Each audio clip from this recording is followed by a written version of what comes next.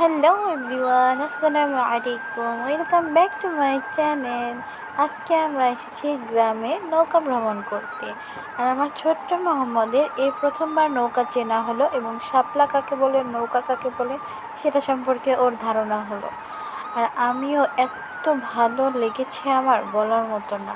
দেখুন কত সুন্দর পরিবেশ, প্রকৃতি, মানে এইসব ভিডিও দেখলেই মন এখন ঠান্ডা হয়ে যায়।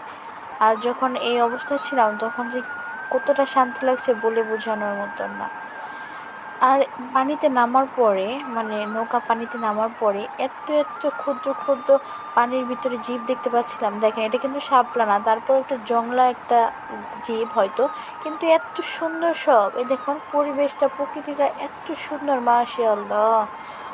আর এই যে দেখুন পানির উপরে এত সুন্দর লতা পাতা হয়ে আছে, এক একটা খেতে এক এক রকম, মনে হচ্ছে যে সব শাক রেঁধে খাওয়া যাবে।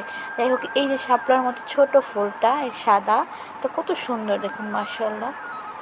আর এগুলো হচ্ছে কারেন্টের জাল, যেগুলো দিয়ে মাছ ধরা হয়।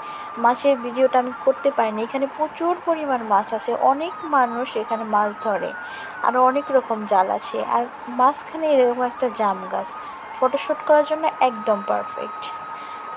দেখুন কত বড় দিঘিটা।